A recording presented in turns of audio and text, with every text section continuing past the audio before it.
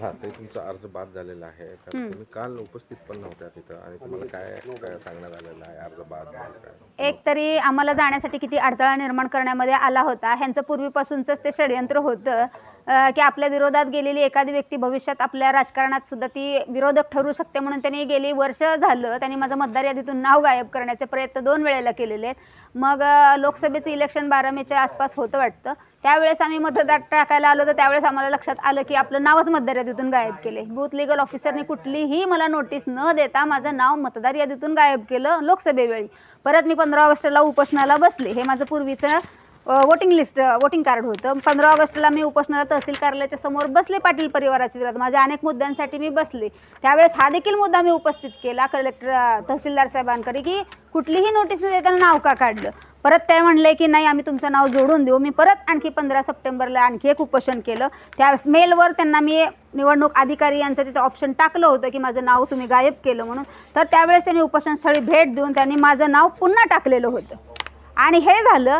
आणि मागच्या 5 ते 3 महिन्यापूर्वी माझं आणखी नाव ह्यांनी गायब करण्यासाठी माझ्या दिराला मतदार नोंदणी अधिकारी सीमा होळकर मॅडम यांच्याकडे एक रितसर तक्रार केली की ह्या अणगरच्या आहेत ह्या सिद्ध करावं नाही तर मतदार यादीतून नाव यांचं वगळण्यात येईल.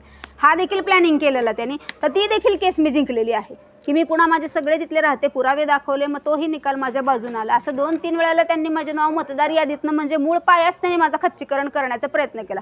त्यातून तरी मी आता तिथं जाण्याचं सगळ्यांनी संरक्षण दिलं. एकतर कसं रस्ते अडवले गेले होते, सगळे व्हिडिओ व्हायरल झाले, मला माझा गाड्या पाठलाग कसं करत होता आहे ही सगळ्यांना माहिती झालं. तेवढ्या सगळ्यांच्या एका महिलेला शस्त्रधारी पोलीस घेऊन तिथं जाण्यात आलं, नेण्यामध्ये आलं. तिथं मला अर्ज दाखल करून घेतला. पण तिथं मला वाटतच होतं की ह्या आपण सक्सेस एकतरी मोहीम झाली पण अर्ज आता टिकेल का.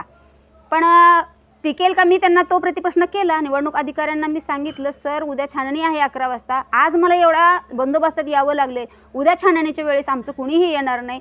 मग मला मुलगा आणि तुम्ही दोघं सूचक आणि तुम्ही आहात उमेदवार तर या तर किंवा वकील. मी म्हणलं सर वकील एकही वकील मला तिथं भीतीपोटी आणि यांच्या दहशतीपोटी एकटा इथं छाननीच्या वेळेस येऊ शकणार नाही. मग तुम्ही दोघांपैकी मी म्हणलं प्रत्येक वेळेस असा बंदोबस्त मला नाही. माझा तुमच्यावर विश्वास आहे आणि व्हॉईस कॉन्फरन्स जर असेल तर आम्ही ती जॉईन करू. तर त्यांनी मला सांगितलं व्हॉईस कॉन्फरन्स ही नसणार आहे मॅडम ती तरतूद नाही आहे. मग त्यामुळे आम्ही विश्वास ठेवून आपलं बसलो. आम्हाला 5 वाजता समजण्यात आलं होतं की अर्ज तुमचा घेतला गेलेला आहे 2 अयनचे अर्ज ठरलेत आणि 5:30ला असं काय झालं की अर्ज अवैध झाला.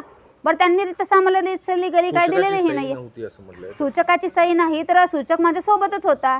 आमच्या जीवाला धोका असताना कुठल्याही स्वतःच्या मुलाचा जीव धोक्यात घालेला ना एकटीच गेली असती. ह्याची सही लागायची म्हणून तर गेले. ह्यांनी गावामध्ये इतकी दहशत पसरवलेली आहे की सूचक आणि अनुमोदक तिला मिळू द्यायचे नाहीत. ही सुद्धा फुल प्लॅनिंग त्यांनी केलेलं होतं. त्यांच्या विरोधात कोणत्या गावात जातच नव्हतं. मग सूचक माझा मुलगा घेऊन गेलते.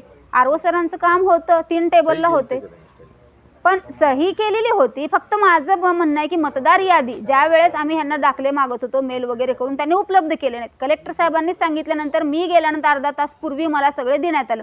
मतदार यादी प्रमाणित यादी 10/11/2025 प्रमाणे देण्यात आली. शौचालयाचा दाखला देण्यात आला. बेबाकी दाखला देण्यात आला.